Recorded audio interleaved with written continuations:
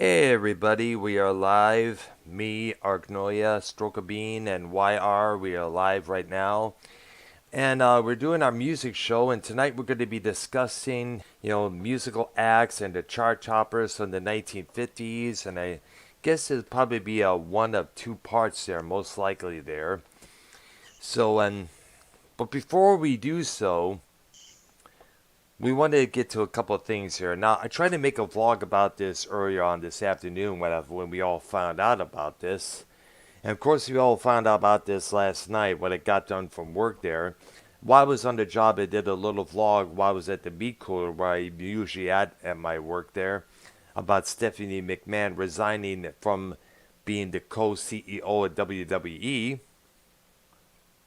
Of course, when later on, while I was out in the strolling around the area there, we found out WWE was reportedly sold to an investment fund located in Saudi Arabia.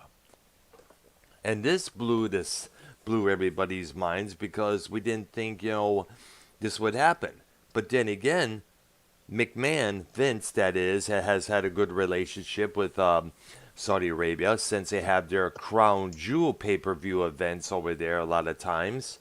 And a lot of people are speculating, oh, this is the end of WWE as we know it. It's all over now. And some people are saying that, hey, maybe these guys in Saudi Arabia know what to do with that company because ratings for Raw and SmackDown have been on the down low for God knows how long. The storylines hasn't been that up to par as it used to be. I mean, I complained about it many times. Joe Cronin has complained about it many times. JD from NY, everybody else, everyone is like been complaining about the WWE, even to the point where people saying Vince McMahon should just retire and then let Triple H take over. Well, that actually happened this past July with the announcement of McMahon's retiring from the company. Of course, Vince McMahon came back as one of the board of directors. I guess he was the head of that, and put out I guess the information was put out that Vince McMahon would sell WWE. Now, it was reported that it was officially sold last night. Now the report said it officially wasn't just yet. So That's kind of the way I see it because I see there's going to be a lot of throwback on them selling to the Saudis. exactly, yeah, because it's going to be like it's basically, let's face it, the businessmen over there, they're rich by the pound there. We know that. They got oodles and oodles of money.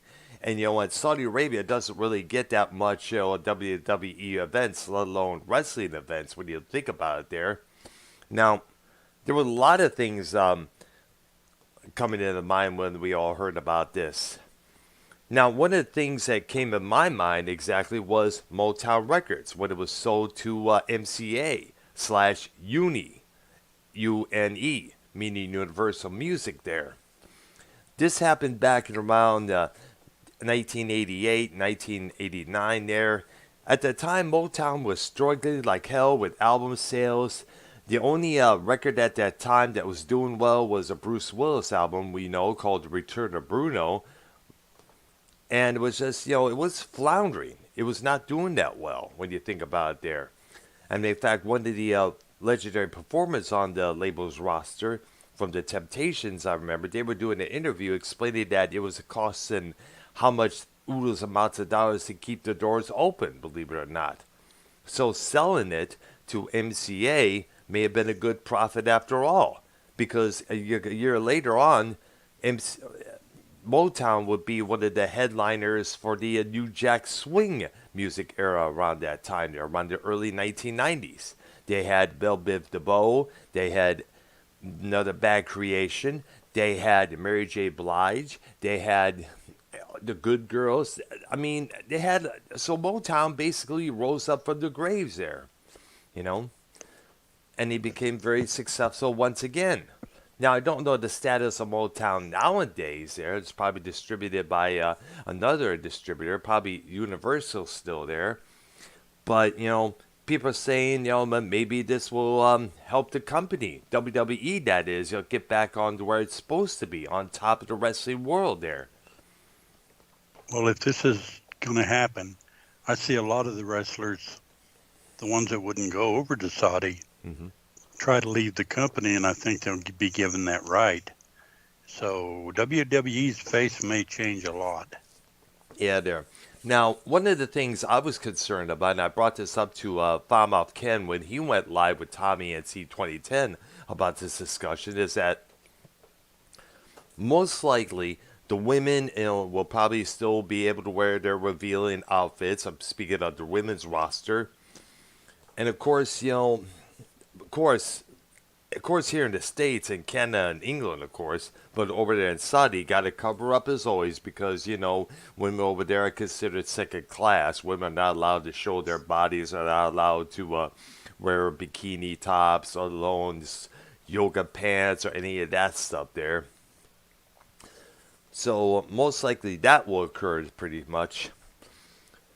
Now, I guess a lot of people now are, I guess, I don't know if we're going to see a lot of the WWE roster depart from this. We do not know. So what's going to happen? We don't have anybody's guess. Now, one thing I also heard from this is that the company is going to go back to being private. Now, you may remember it was private up until about 1999 during the height of the Attitude Era. That's when McMahon and the boys, decided to go make it a public trading company. Now, the shareholders of this company right now, they're not really concerned about this. Obviously, they're just concerned about making their money from it, and that's about it. Obviously. So far, there have Right. been no reports of any of the shareholders selling their stock in protest, as to where everybody else, did the same thing with Time Warner distributing Body Count's Cop Killer song back in 1992. One of them being the late actor Charlton Heston. Now, now is Wire still here, dude? I don't know. Let me check there. Blah blah blah. And I hate when this happens here. Yeah, he left for a while, so it's right now. It's just you and I guess.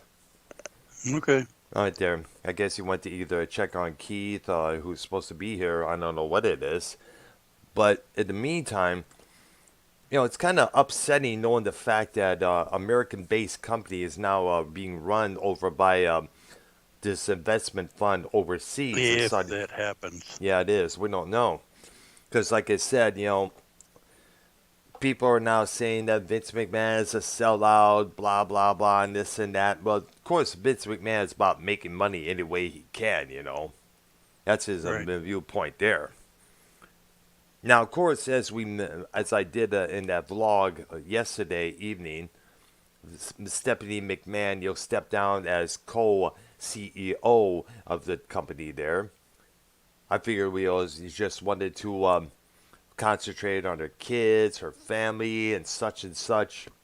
But then there's maybe because she did that, because she realized that if it was going to be run by these guys in Saudi Arabia, they probably would not approve of a woman running the company. Like I said, women are considered second class over there. Right. Right.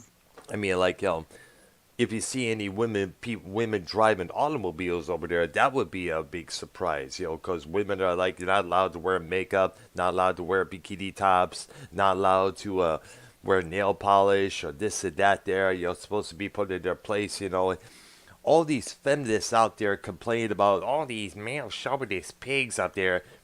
They ain't shit. They ain't shit over here. It's over there. It's 20 times worse. Yeah.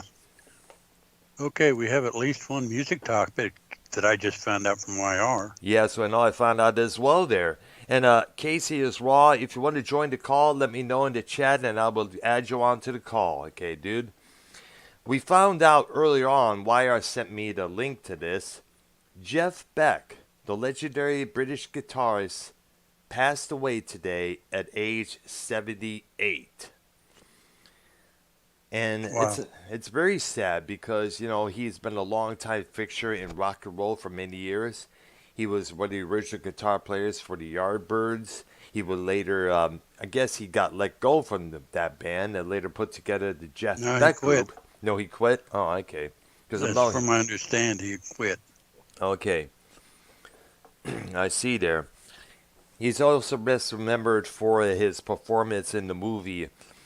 Let me, for the movie Blow Up, which he literally smashes his guitar there. Right. I mean, let me get the image on the other image on here, the second there, because I'm going by image by image by image, blah blah blah. Now Beck has done a lot of interesting work throughout the years there. What the heck? Yeah, he has. Uh, he wasn't as popular in the States as he should have been, but he was big in Britain. Mm-hmm. He was absolutely. His release of a number of great albums like There and Back, Blow by Blow. Did you There, get into what's his name yet? Yeah, we're doing it now. yes, All right, go Jeff. ahead. Yes. You may remember the scene in the movie Blow Up there, which was a British movie there. Him and the Yardbirds are performing a different version of Train Kept a Rollin' with different lyrics, obviously, there. And Beck literally smashes his guitar. I don't know what kind of brand of guitar it was, but it looked kind of awesome there.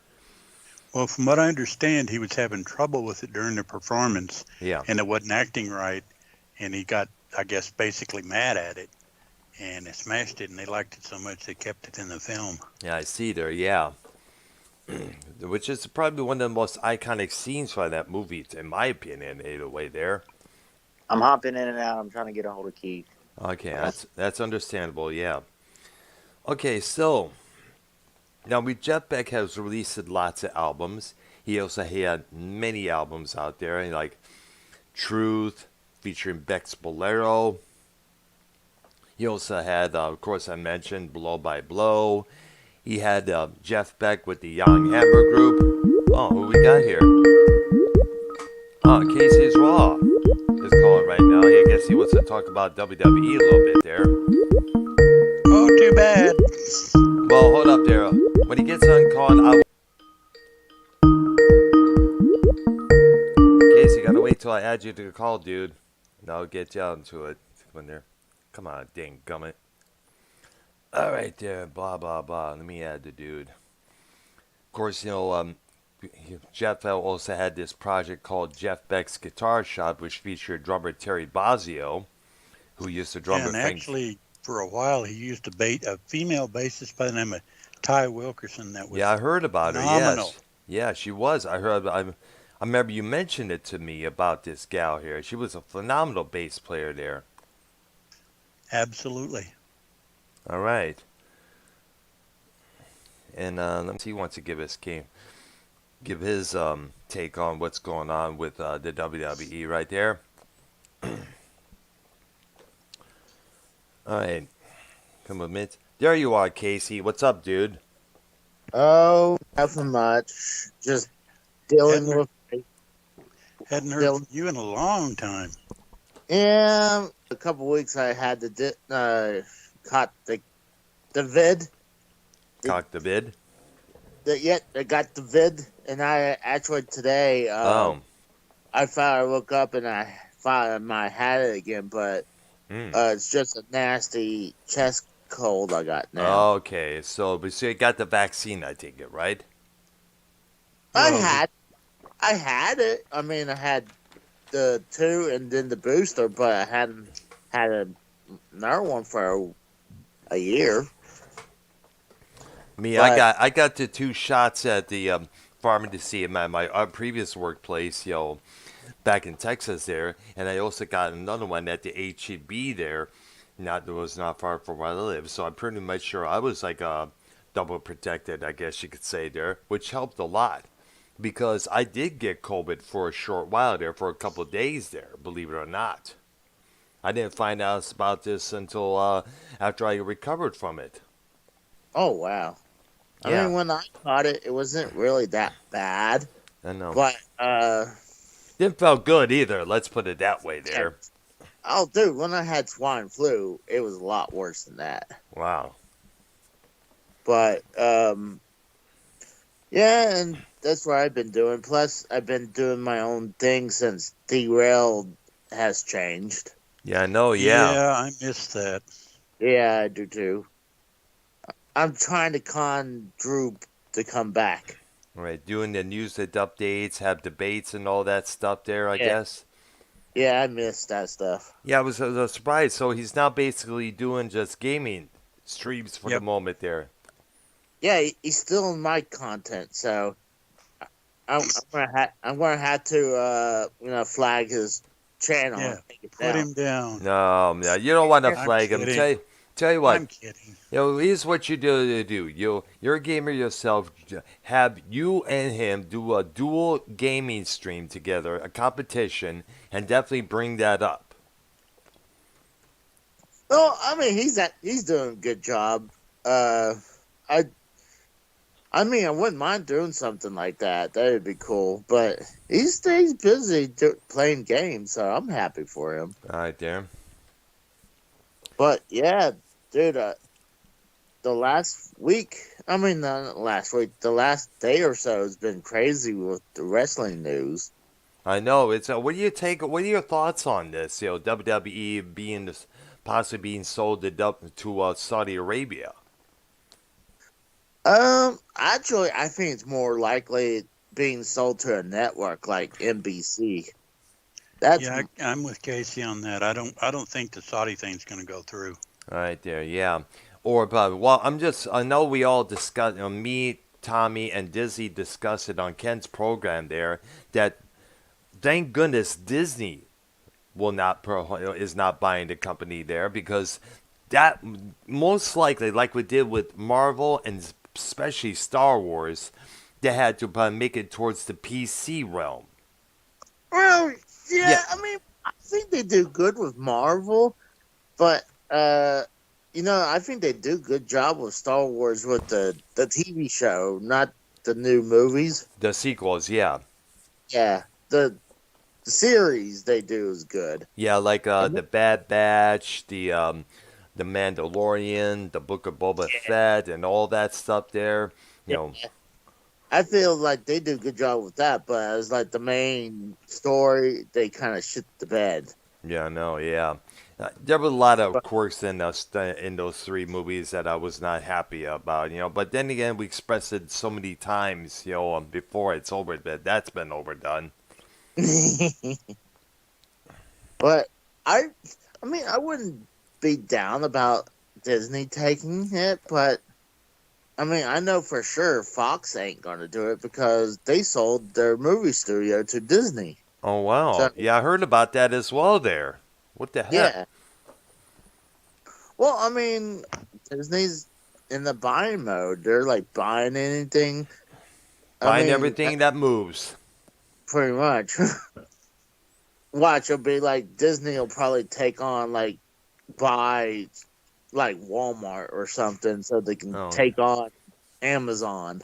Shit, most likely, it's bad enough that Disney often, overdoes everything when it comes to merchandise. I mean, gosh, when Hannah Montana was such a big hit in the early 2000s, there was not one time I would not walk into either Meijer or a Walmart or a Kmart with seeing Hannah Montana, everything, ranging from clothing to bath towels to pimple cream, you name it, Nowadays, these kids, they're like, Kmart? What the hell is that? I mean, I know. It's old school for us, man. That's for Yeah. sure. Try Oh. Gibson's. Yeah, I mean, I don't think I've heard of that one. I think you mentioned that to me one time, Ark, one time.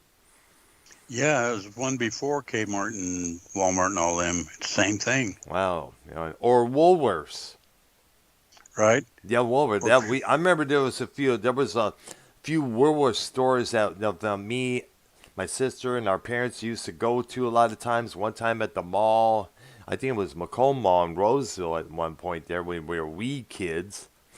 I think there was the last remaining Woolworths store was I guess it was closing down. I believe it was in the early 2000s. No, not early 1990s when it was by the Mount Clemens area back in Michigan. Well, way back They were known as the Woolworth 5 and 10. Wow, interesting. Yeah, so we're also doing the story about Jeff Beck, passing away, the legendary guitarist. What are your thoughts about that, Casey? Uh, He doesn't know him. You never heard of Zach, Jeff Beck? no. Oh man, we were discussing when you called in there. He was been with the Yardbirds, his band, the Jeff Beck Group, which featured Rod Stewart on vocals at a couple points there. He had many albums like Blow by Blow, live with the Young Hammer Group, the guy who would later do the theme for Miami Vice, and do albums with Neil Sean Oh, of Journey.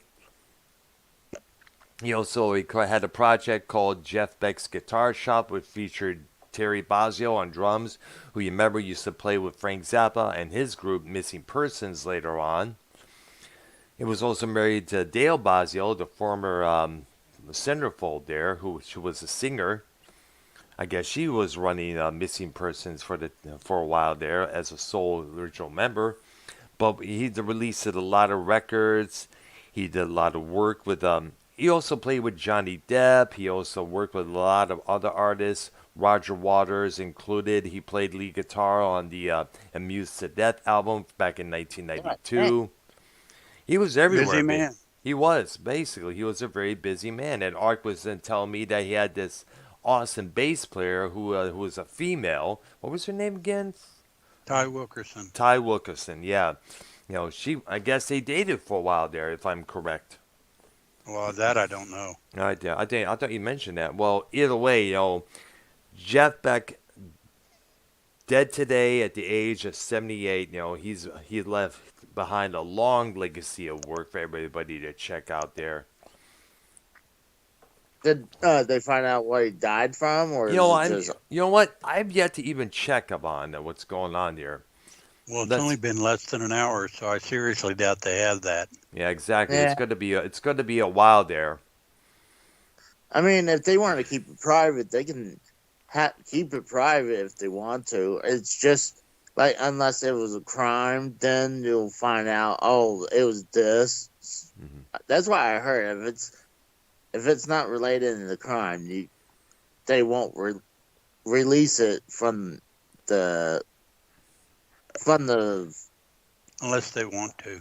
Yeah. yeah I got the yeah. Guardian up right now on my phone here. It says that his thumbs and fingers were famously insured for £7 million over in England. He was a key motivator. He pioneered the jazz rock, experimented with fuzz and distortion effects, and paved the way for heavy subgenres such as psych rock and heavy metal throughout the course of his career. He was also an 8-time Grammy winner, recipient of the Ivor Novello for outstanding contribution to British music, and was inducted to the Rock and Roll Hall of Fame both as a solo artist and a member of the Yardbirds. Remember, he did a great cover of "People Get Ready," the Curtis Mayfield song, with his old buddy Rod Stewart. In fact, Yeah. he played guitar on the song "Infatuation" from Stewart's album there back in 1984. That was a big radio hit there. He was supposed to tour with Stewart. He only did about 7 gigs before walking out because him and Rod Stewart, they're kind of like, they love each other, hate each other, love each other, hate each other, blah, blah, blah, and all that stuff there. They like each other, but at the same time, they get on each other's nerves. Let's put it that way. It sounds like a marriage almost. Pretty much, most of it. But then again, it was a lot more. We could think of a lot more complicated, issues between musicians. Ian Gillan and Richie Blackmore was the even more bigger one there, let alone David Gilmour, Roger Waters. I mean, you see a lot of bands, they'll break up for like something happens, like if like someone's like heavily into drugs or they're something like that. It's always a group that breaks up for some reason. Well, or suicide or death in the members of the band there. It's happened a couple of times before when that one member is gone. that chemistry, it just hasn't been the same. Look at Stone Temple Pilots. They got a new singer officially there. He sounds like Scott Weiland, but to many of the old diehards, it's not Scott Weiland. But then again, what can you do? Scott Weiland was an asshole for continuing his drug use. And that's like it's. I mean, who would own the rights to the groups? I mean, would it be like the band leader or like the group has? Well, It kind of depends on what they did in the contracts. Yeah, exactly. It's all about that there, because a lot of these artists often sign these contracts without overlooking the fine print. Questioning with their lawyers and each other there, because a lot of times sometimes the manager can own the rights to the name. It happens with The songs. And the songs and everything else. Oh man, that's fucked up right there. It is, absolutely. I think we did a show about all these crooked managers as well there. Yeah, in fact, one of the famous cases is John Fogerty. Oh yeah, and owner of Fantasy Record. He wrote pretty much all the Creedence songs. Fantasy ended up with them. Yep. And get this, Fantasy sued John Fogerty for a song he did solo because it sounded like one of his own songs, and they sued him because they owned the rights to the songs. Exactly there. He got taken to court for plagiarizing himself. And I guess Fogerty, and I think Fogerty prevailed in that suit, if I'm correct. Yeah. Yep. Mm-hmm. Yeah, because I think the courts looked at it and said, "This is stupid." Yeah, actually. But then again, Fantasy Records and Fogerty were not on good terms for many years there. Well, heck, he wasn't on good terms with the rest of the group when he left. Exactly. Or when it broke up there, because I guess the other guys felt like they were under his shadow because he was the main songwriter arranger of all those tunes there. All right, you ready to get into the There 50 you. hits? What up? 50 Ryers. hits, guys? There you are. Oh, are we ready, Derek? Are we there?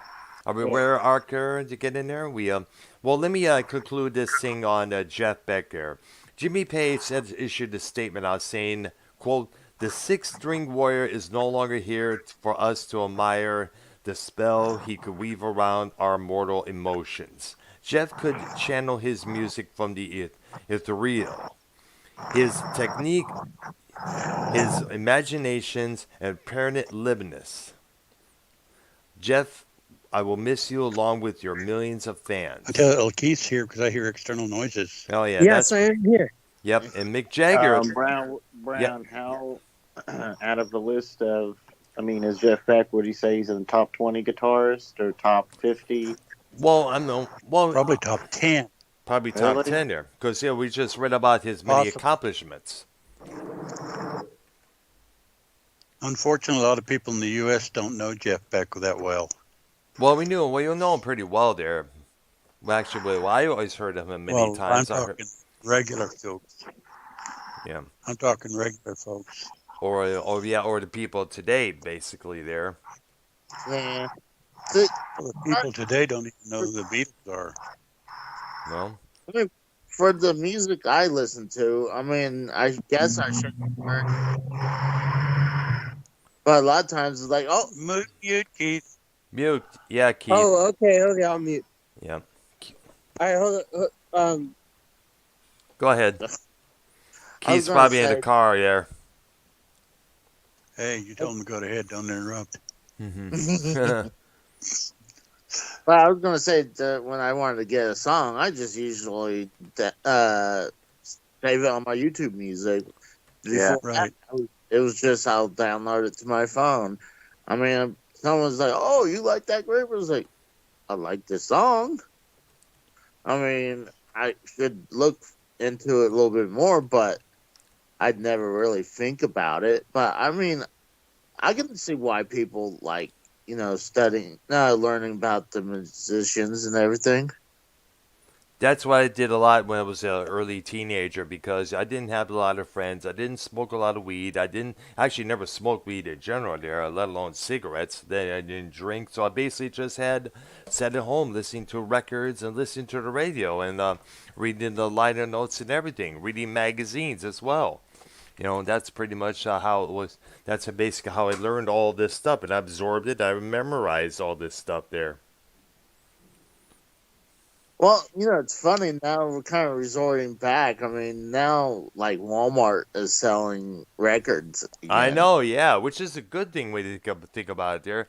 But mostly, not only is it a mixture of old, but it's also a mixture of new You artists out go on there. eBay to get. Yeah, I mean, some of the older records, yeah, they kind of get pricey, but like Yeah, it's the true bigger there. market on eBay, the bigger market for records on eBay is like the signed ones, autographed ones. Oh But yeah. Oh get, yeah, you can my get pro. like I still bundles, wanna.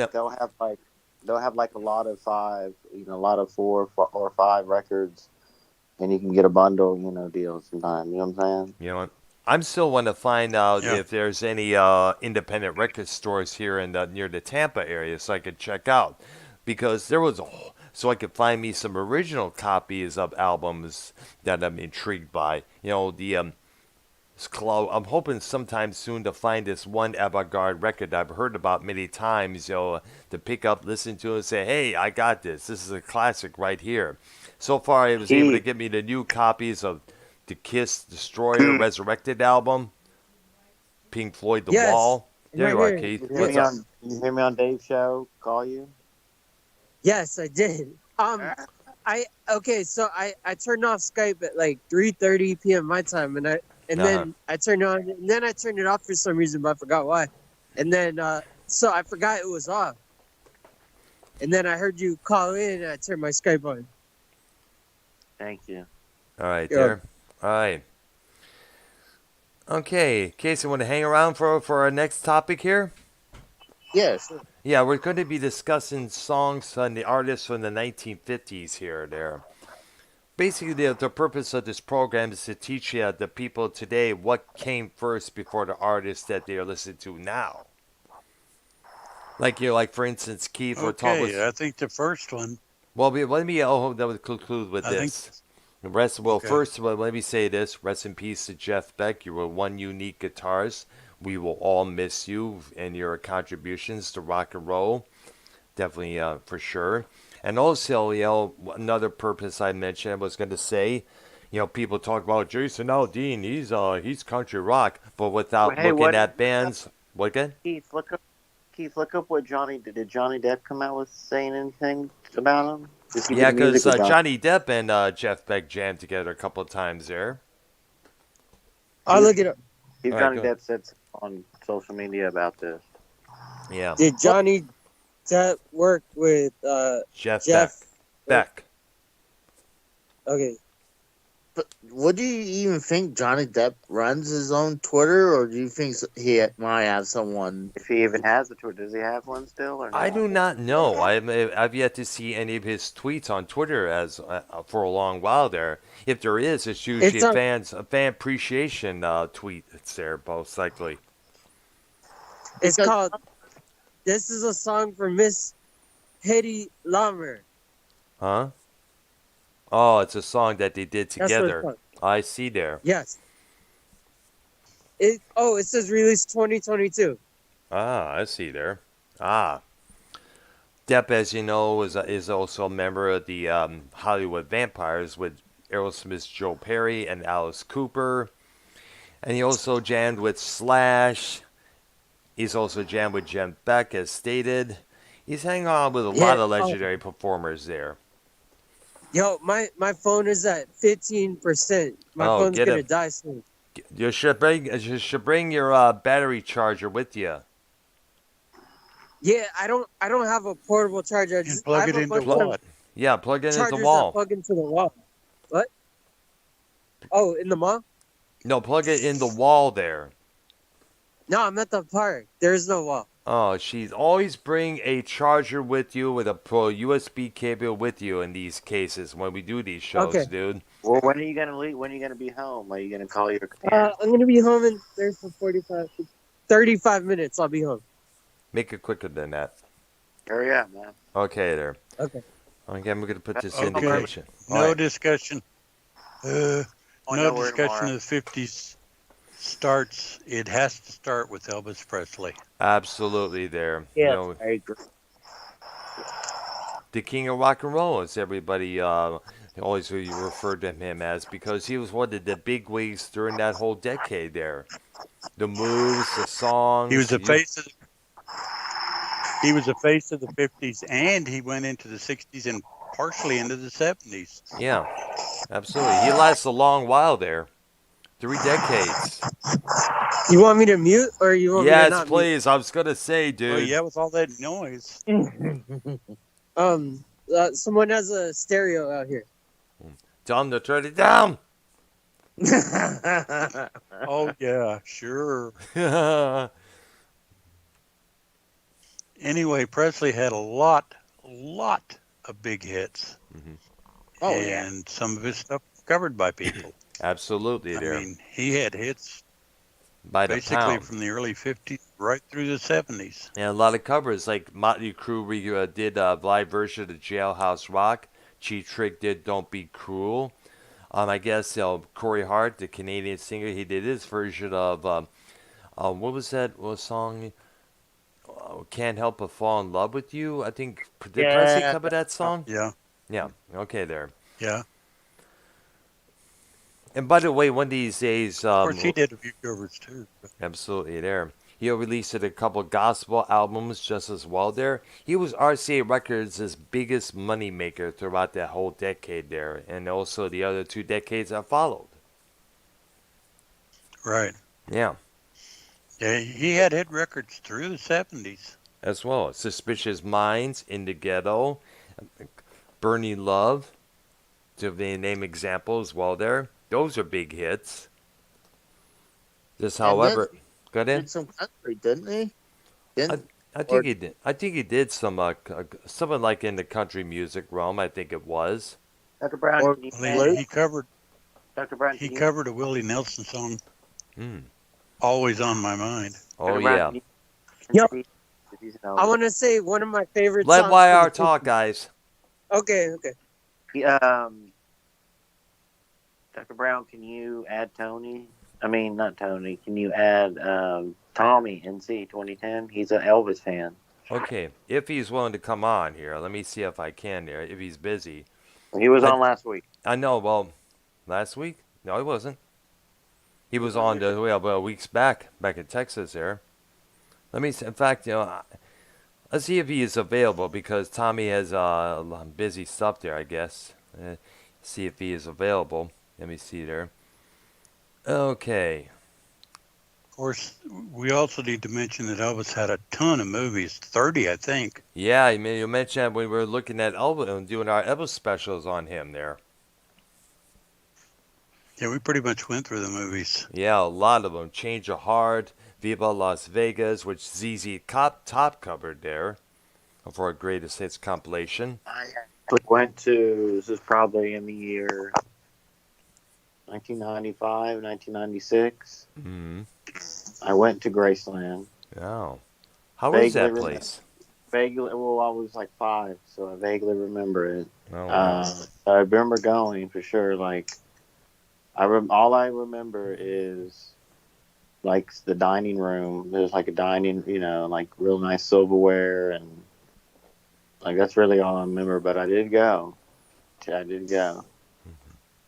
Cool. you're the widow, and it's like instead of living here, we're gonna make your house a museum now. So you better, just move out, and we're gonna take this. I mean, What? What? about I don't know who he was married to at the time.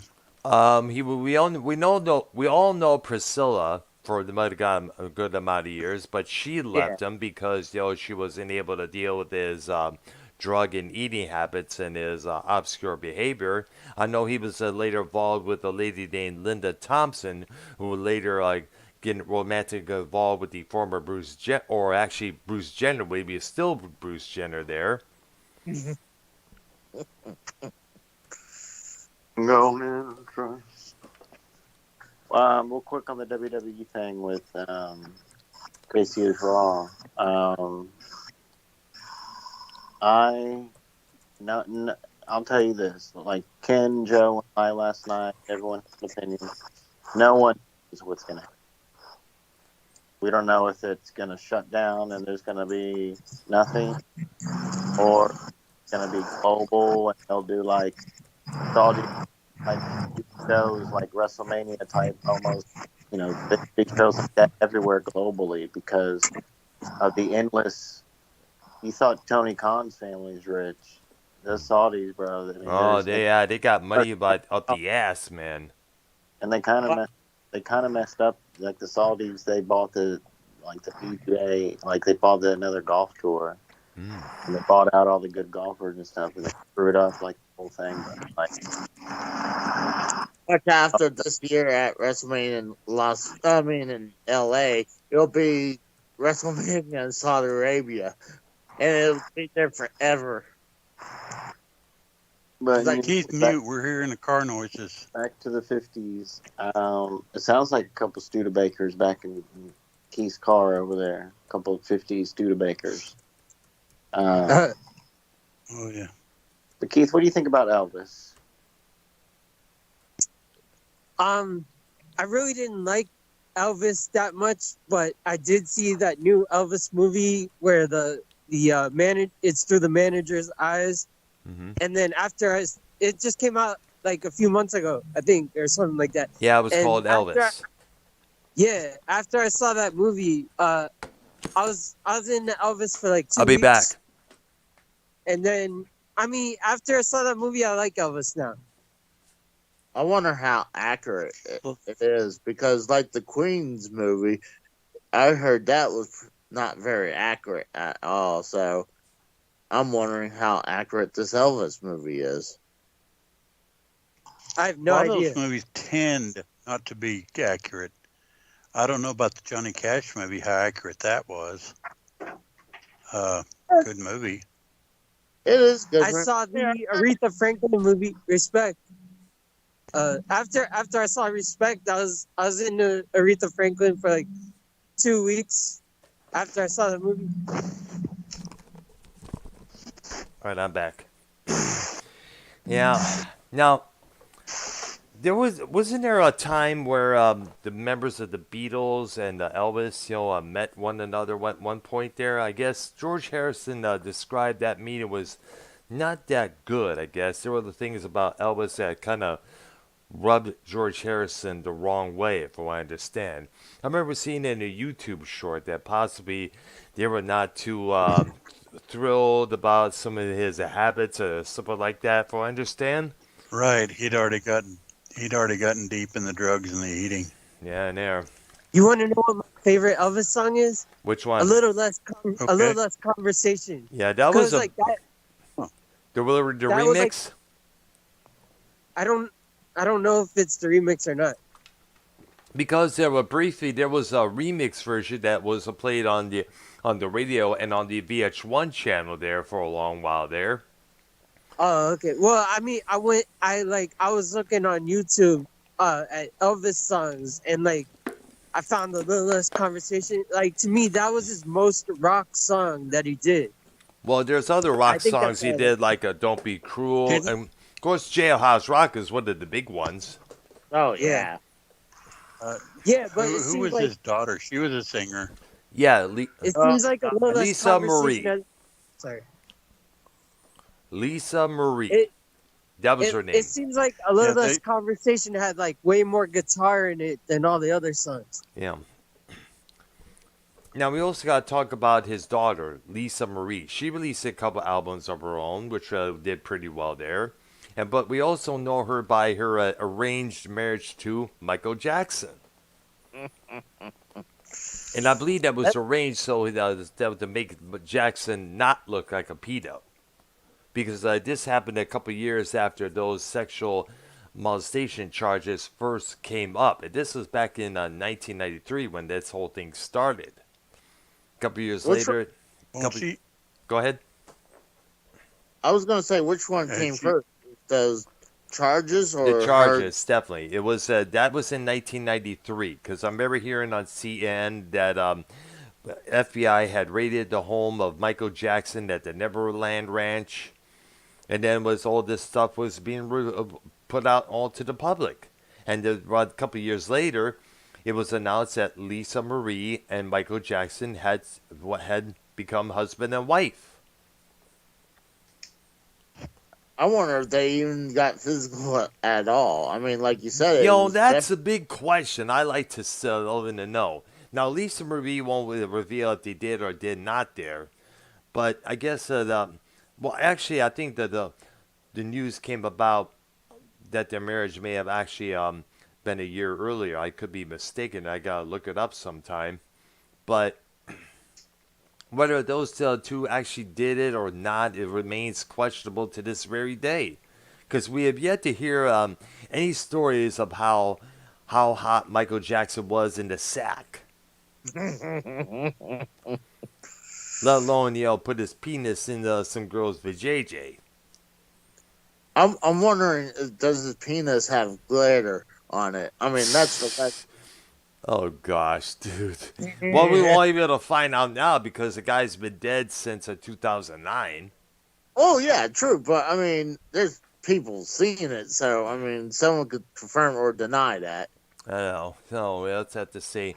But I remember there was this one thing that somebody put on display there, some place there. I forgot what it was, but it was Elvis in his coffin, a dummy of Elvis, spinning round and around and around with the words captioned up above saying, "You married who?"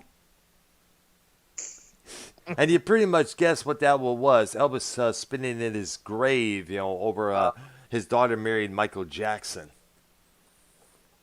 I guess that was done as a joke because a lot of people were like, "What the fuck?" when we heard about that. What's wild that I mean, supposedly where the grave is for Michael Jackson, they have it guarded, but what I hear, he's not even there at that tomb. He's like somewhere else. Oh wow! But, it's inside this huge mausoleum, and I see there's a giant tomb. But the word is that he's not actually in there. Oh really? There. Yeah. You think that's possibly what? You think they're hiding the body as out of fear of grave robbers? Well, I mean, they have guards watching it, but I mean, that's not a bad idea. I mean, because of grave robbers. I mean, that's a great. Or vandals, basically, because because you remember a couple of years back, a bunch of fools vandalized the grave of Johnny Van Zant. The Leonard Skinner. No, Ronnie Van Zant, the lead singer of Leonard Skinner, who died in 1977. Damn. Yeah. All right, there. Elvis is one of the big leads there. So who else do we have on there? We also got to include the Everly Brothers. Ray Charles. Ray Charles there. He had a lot of hits as well there. I think Georgia, What I Say. Those are one of his big hits there. Hit the Road, Jack. Yep. You want to know my favorite song of the 50s? What? It's Stay by the Zodiacs and the other guy. Right. Maurice Williams and the Zodiacs. Which Jackson Browne would later cover on one of the closing tracks of his album. I want you stay just a little bit longer. We know that song, right? Yeah. Yeah, we know that. I'm asking Keith. I know it is. Say it again. I was distracted by this. Don't be distracted. It goes like this. I want you stay just a little bit longer. Yeah. That's what we're talking about. Hey, Earl's right. He can't sing. I think wasn't that in Dirty Dancing, or was I wrong? Most likely it would have been in Dirty Dancing. Not surprised to be, since a lot of since the storyline takes place in that era there. Yeah, that's a good point. That's true. I mean, like, I don't want to bring this up, but I mean, it's pretty creepy with Mm. what, God, Patrick Swayze hitting on a young woman during that time frame. Well, I mean, how? I But then again, they can't not forget, Jerry Lee Lewis marrying his 13-year-old cousin. oh yeah, that's fucked up. Yeah, yeah, and I think he did it to compete with Elvis Presley, who at that had just I guess Priscilla had just turned 18 or 19 because originally they started dating when she was a few years younger than that. Well, I mean, I heard it's okay to a point where if you're not being physical, Hmm. but it's still weird to do that. I mean, I definitely wouldn't want to date anyone who's under 18. Honestly, nowhere near my bottom line I would say 20, 21. Yeah. And I think that's even a little too young for me It's way too nowadays. young for way too young for myself there. Remember, I'm in my 50s, man. I want one. The youngest I would go is probably in their 40s. I would say between like 30 and 40. And Yeah. I mean, a little older because I'm 40. So, Uh, I mean, I had an ex girlfriend. I think she's 43 right now. ah. So, but I'm not going to lie. I would prefer a younger woman, but I mean, I'm not going to say no to a hot 40-year-old. That's true there. Yeah. I would definitely get with the hot 40-year-old, or the 45-year-old. That's for sure. In fact, somebody find me a MILF sometime soon there. Okay, so we also speaking of Jerry Lee Lewis there, we also got to bring up the project that those two had together with Johnny Cash and Roy. I guess it was Carl Perkins, the Million Dollar Quartet. Carl Perkins. It sounds like three people. Actually, it was four. It was Carl Perkins, Elvis Presley, Jerry Lee Lewis, and Johnny Cash. Huh. Yeah, the Billion Dollar Quartet. I guess they had a couple of albums out. I guess they did all together there that came out on Sun Records back in the 50s there, if I'm correct.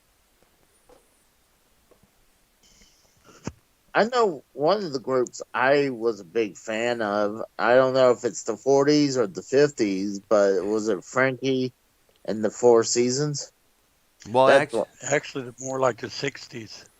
mm, They Is were it? in the 50s, but they really hit their stride in the 60s. Uh, But I they was did have stuff in the 50s. I wasn't sure, but I was like, that's probably one of my oldest groups that I like. Oh, I liked them too. yeah. They had a lot of course, all the songs we know, like, and of course they would last out through the 70s as well there with Who Loves You and a couple others there. And of course, you cannot forget Frankie Valli, the lead singer, having his big solo hit with the theme song to the movie Grease. Which which song is that? I'm trying to think. The song Grease. Grease. Grease. Oh, really? Grease is the word. You gotta look up that song sometime. It came out in 1978. Big hit. I mean, I love Grease songs, but I was like, I didn't realize that. Oh, man. When I was in one of the schools I used to go to as a kid, this Grease soundtrack was be endlessly playing a lot of times during the recess period there. What's funny is, I mean, if you listen to the lyrics, it's kind of raunchy, but like back when I was a kid, they would actually use some of the Grease music that would, like when you go in the music class, Yeah. and it would be one of that. I was like, and now you think about it, like when they're talking about summer nights, I'm like, hold Yep. on, he's talking about, pretty much hooking up with her. Yep. The same thing with that one Whitney Houston song, "Saving All My Love for You." Yeah, it's a good ballad. Yeah, it's a tender about the slow dance too. But do they realize that song's about infidelity? You got your family and they need there for you. That's what it's about. And, It's and weird. Whitney Don't is, sing, Earl. well, I never said it was a singer, I'm but you see, kidding. I know. Well, anyways, Million Dollar Quartet. It was a recording of an improv jam session between Presley, Lee Lewis, Perkins, and Cash made on December 4th, 1956 at the Sun Record Studios in Memphis, Tennessee. An article about the session was published in the Memphis Press Scimitar under the title Million Dollar Quartet. The recording was first released in Europe in 1981 as the Million Dollar Quartet with 17 tracks. A couple years later, more tracks were discovered and released as a complete Million Dollar Session. In 1990, the recordings were released in the States as Elvis Presley, the Million Dollar Quartet, and the session is considered a sentimental moment in rock and roll history. It's kind of an early version of the Traveling Wilburys. Pretty much, yeah, there. And it's like probably the only time that we'll ever see Jerry Lee Lewis and Elvis Presley in the same studio there, because I don't know, those two kind of like had a competition with one another there, I guess you could say. Yeah, I would see that. I mean, they're pretty much competing for the, I wouldn't say viewership, I guess the listener.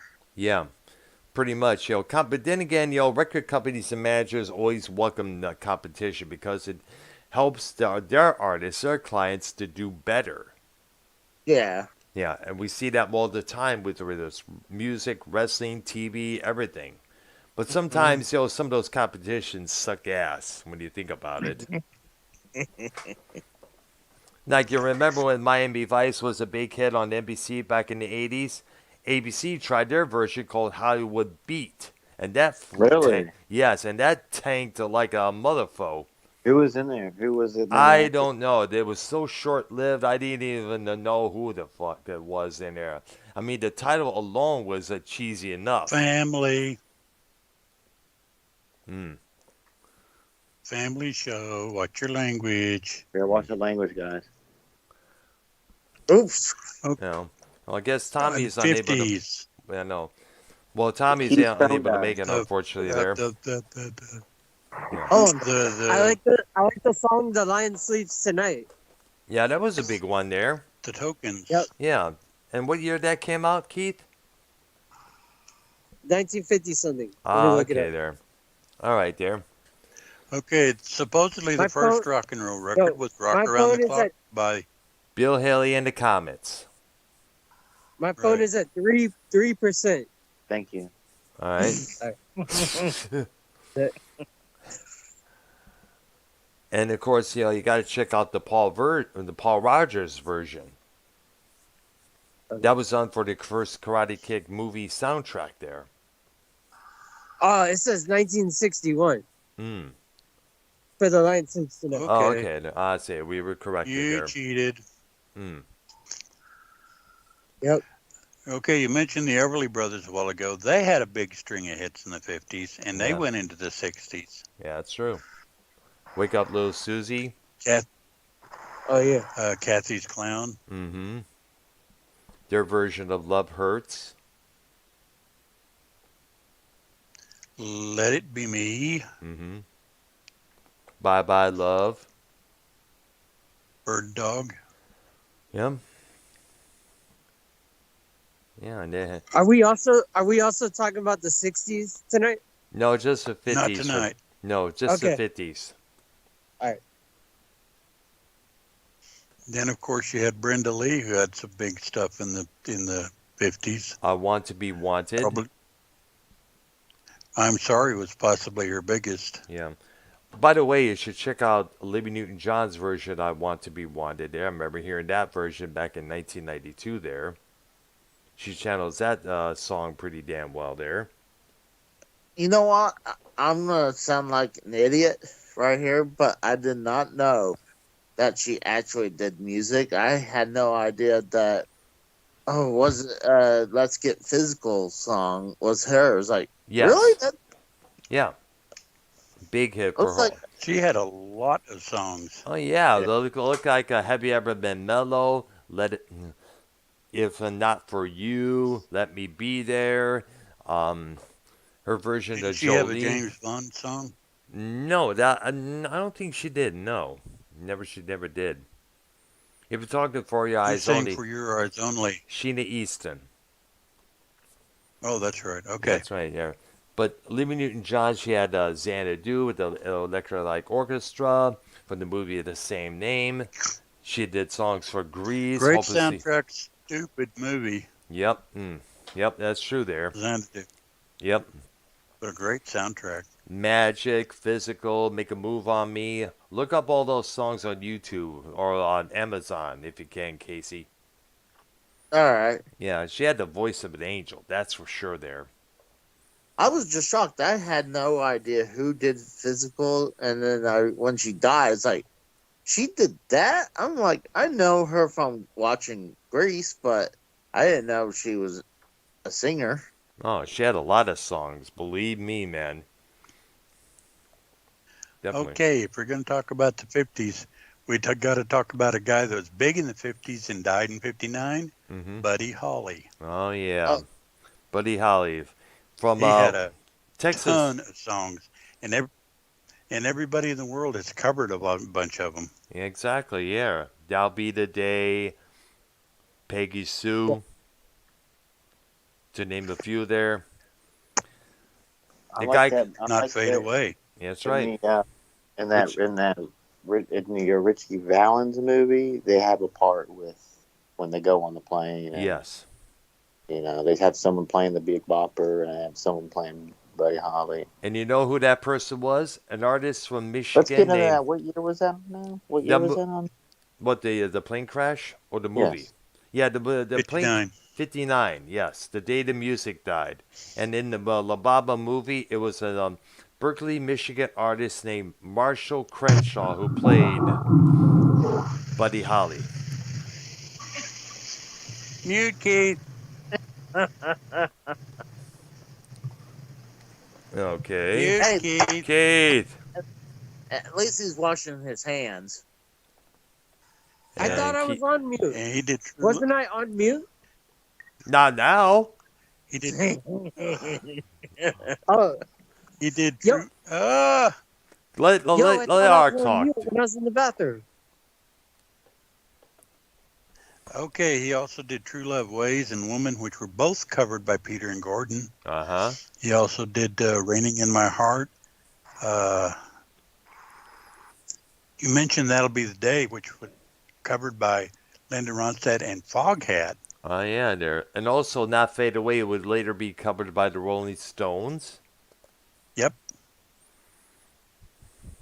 Yeah, if you see a list of Buddy Holly songs, you go, I didn't know he did that.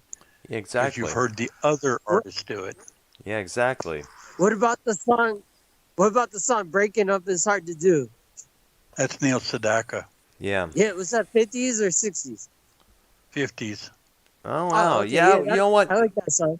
You know what? He had a lot of hits during that day. I think it was Calendar Girl. I think was it Calendar Girl was in the 60s or 50s there. I don't know. I can't look it I'm up. not sure. I don't know because I remember the first time I heard of him was on a TV commercial advertising his greatest hits, Right. and they were playing all those songs lot of like them. Calendar Girl and many others. You also had the Drifters, Under the Boardwalk. Oh yeah, Up on the classic Roof. song there. Yep. Mm-hmm.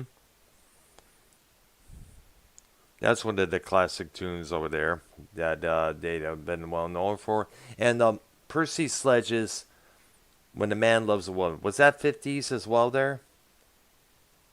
No, that didn't come out in the 60s. Oh, okay. I I might think stand it was a corrected. cover, but I'm not sure. Really? Gotta look into that there. That's for sure there. I think it was a cover. Let And me you had check Dion for and you. the Belmonts. I had Dion and the Belmonts. They were big in the 50s. That's true there. Run Around Sue. Oh yeah. Why Must I Be a Teenager in Love? Oh yeah. That was a song. Oh yeah. That's a big one there. What about the song "I Wonder Why" by Dion and the Belmonts? I think that was 50s. I'm pretty That's sure a it cool was. song. In fact, one time I heard Devious Day Rose do that song in karaoke. Interesting. Oh, wow. Yep. Yeah, it was on a Friday Night Fever. Because like Dave likes doing karaoke on Friday Night Fever. I knew he You did. had Little Anthony. I didn't know he did it on Ken's show. Yeah. Oh, Little no, Anthony not and the Ken's show. He Imperials. did it on his own channel. Right. Oh, Because I've yet to even hear Going Dave out of Rose my sing. head. Going out of my head, yes.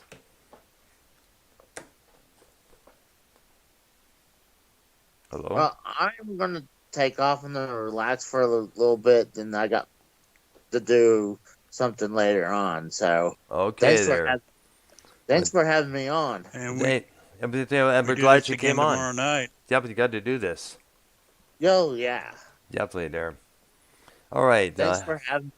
Thanks for popping in and saying hi and hanging around for a while there, Yeah, Case. exactly. Casey. Yeah, Yeah, I miss chatting with you guys. that's good there.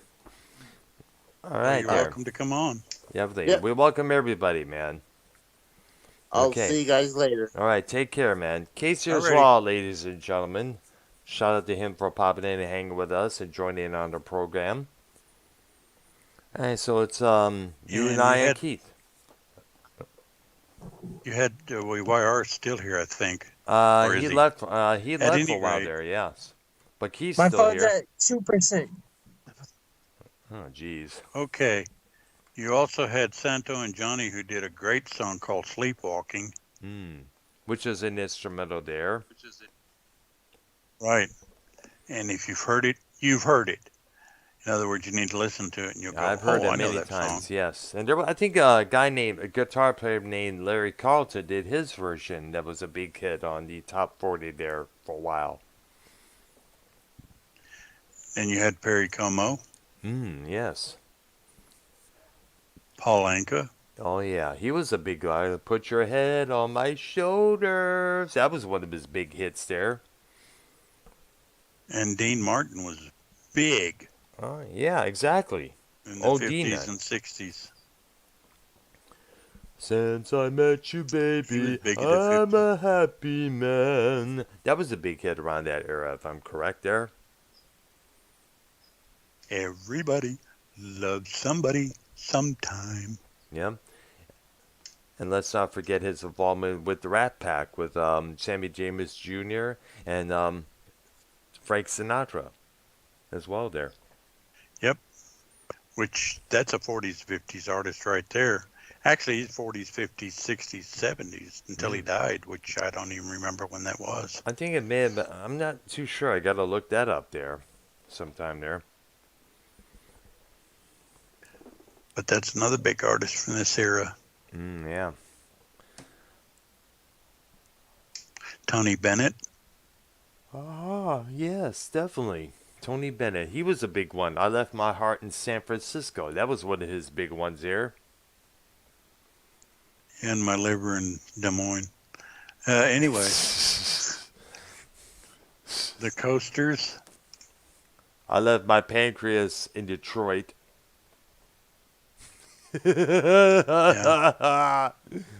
The Platters. Oh yeah, that was one of the big ones. There, I remember those songs like "The Great Pretender." That was one of the big Right. ones there. Freddie Mercury did his version of that song, which he did top notch.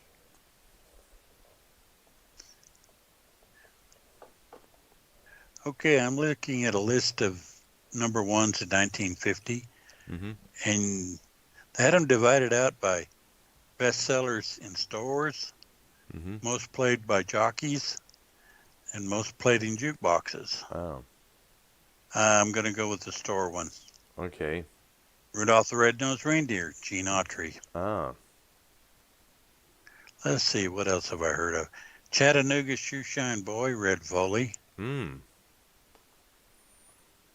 If I Knew You Were Coming, I'd have baked a cake oh. by Helen, I can't read it. Barton. Helen the New Barton. Yorkers. Hmm. Yeah. Like I said, a lot of these songs I'm not, I'm familiar with, but you guys probably aren't. The Third Man theme, Anton Carey's. All right, there. I got a list of Oh, 47 artists from the 1950s. There's some here I didn't even know existed, like the Crows, the Cadillacs, the Larks, the Harp Tones, the Clef Tones, of course, the Five Keys, Gene and Unisons. I guess it's spelled Eunice. Eunice. Eunice. Okay, there. I see there. And Eunice is an old female name there. Right. Yeah.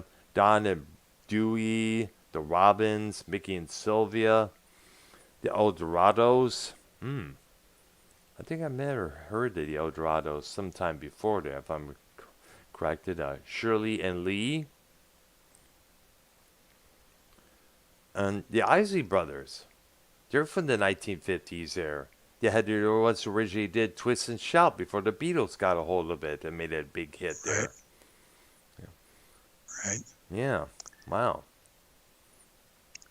Okay, then you had Mona Lisa by Nat King Cole. Mm. Goodnight Irene, Gordon Jenkins. Yep.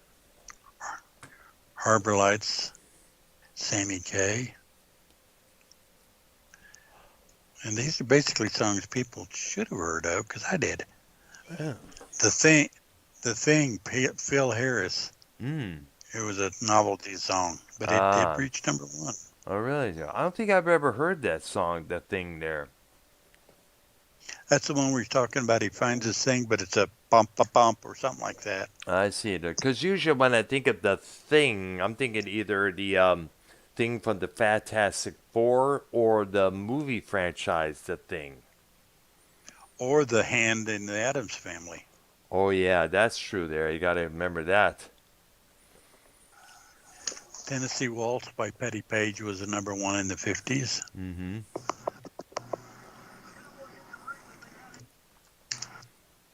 I hear Keith. Keith, you there, dude? Is your phone finally charged? Yes. Oh. Oh, gosh. We know who that is, YR. Alright. The Five Royals. So it's like Jeff Beck's dying. It's like if Jimmy Page died. Or same caliber guitar player. Yeah, pretty much, yeah. Yeah. So. Yeah, I'd put him up there. In fact, right now, there's a guitar Just player not as well known. I know. In fact, right now, I noticed that there's a guy named Rick Bino, who's a guitar player. He's streaming live on his YouTube channel there talking about this. Oh. But back to the list of artists. There's a group I saw here called the Teenagers. And I'm wondering, I never heard of this group before. I wonder what hits they had there. Okay, there. The Flamingos. And you got Nat King Cole, Too Young in 1951. Which is basically the only song I've heard of on the list. I'm looking at this one for this by the song called The Flamingos. They had a hit song called I Only Have Eyes for You, which came out in 1959 there. Yeah. And they had been hailed as one of the finest and most influential vocal groups in pop and doo-wop music history there.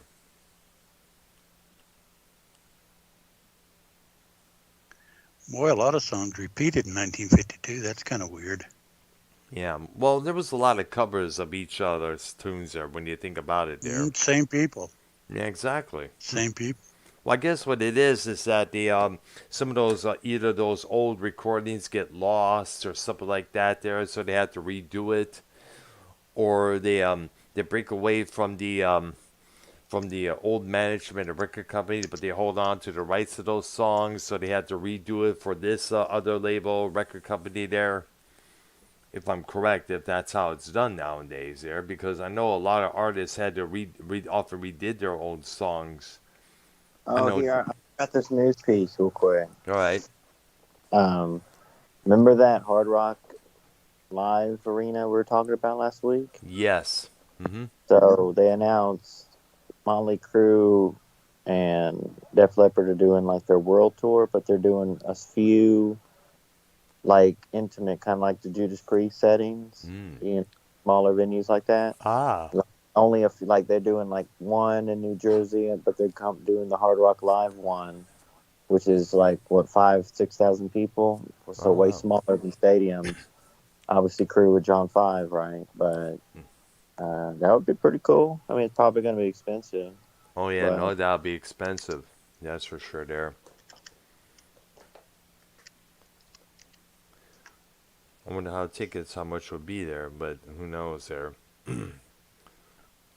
The Coasters. That songs like Yak Yeah, Yak, Don't Look Back, and Charlie Brown. When I first heard that song, he's a clown. I thought when I first heard that song, I thought it was about the comic book character Charlie Brown from Peanuts. No, it just happened to be a guy with the same name. All right, there. Yeah, I should look it up if it was about that song there, about that character. I should possibly say. And also, let me keep in mind that some of these groups that are still functioning out there don't really have the same members. Because some of them are Well, either no. dead. No, some of them are either dead or the management owns the rights to the name and everything else.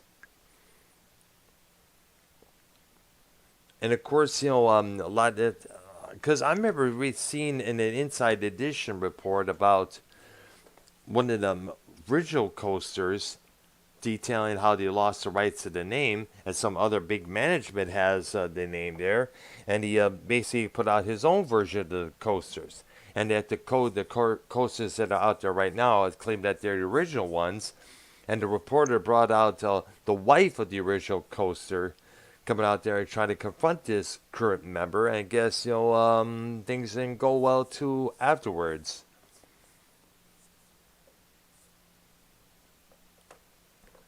1953, The Doggy in the Window. That's and who artists? What artists performed that song there? Patty Page. She was another big name around that era there. And who? And let's Yep. face it, who cannot resist a little doggy in the window there when you go to a pet store? Yeah, even everybody knows. Everybody pretty much knows the song. How much is that doggy in the window? Exactly. Nowadays, it's more appropriate to adopt a pet than buy one. I guess Yeah. that's the main thing. That's the main thing people are suggesting nowadays. Well, you adopt still one. buy it. Yeah. You still buy it. Mm. Oh, I remember this song. Yeah. 1955, Mr. Sandman, the Chordettes. Oh, that was a big one there. wasn't it played in the one of Mr. the? Sandman, give me a drink.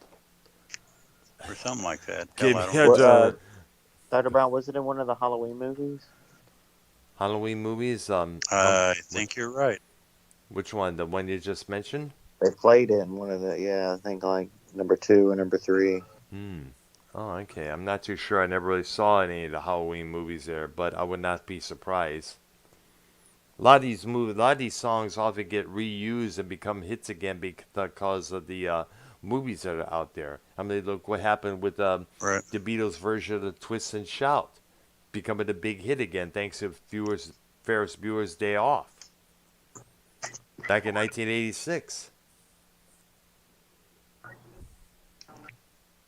Another charter in 1955 was Tennessee Ernie Ford, 16 tons. And what do you get? Another day older and deeper in debt. No. St. Peter, don't you call me, 'cause I can't go. And Tennessee Ernie Ford, he's mostly known for his gospel music there. Pretty much for the most part, yeah. Yeah. Because I remember seeing one of his earlier records on there, my dad's earlier record collection ages ago there. He had a ton of records there from every different artists ranging out there from the 40s and 50s and 30s there. Well, you could have got an education. Yeah, I did. I was getting education pretty much you there, did. yeah. Then you had the instrumental Autumn Leaves by Roger Williams that charted in 1955. Drummer Sandy Nelson. He was a 50s artist, if I'm correct. Right. Yeah, because Right. I remember he had an album called, and one of his big songs was "Let There Be Drums." Yeah. Yes, I remember.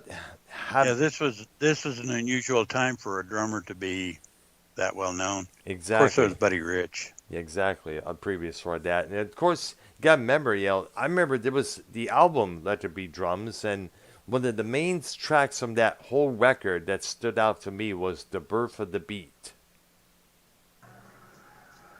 and that was about, I guess, a 10-minute track there, if I'm correct, if I remember there. I got to look it up on YouTube. Yeah, and back in that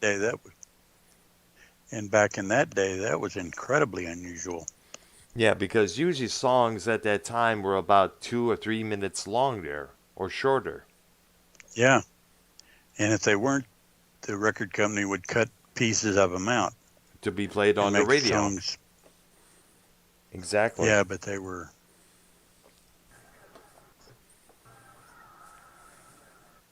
Yeah, so I don't know what happened to that record there, Let There Be Drums, but definitely, if you're aspiring to be a drummer out there, you should definitely check out that track there. All right, there. Let's see. Where did I this go? Dang gummit, son of a bitch. But artists from the 50s, blah blah blah. Well, it's a bad time for us to carry forward to tomorrow night. All right, there. That's true. We got to definitely continue this. That's for sure. There. Okay, so we'll end it on this note there. We'll definitely continue our discussion tomorrow evening as well there, because there's a lot more to go. Special thank you to Casey Raw for being a guest on our program tonight. We tried to get Tommy NC 2010 on, but he was unavailable. He's busy doing his own thing.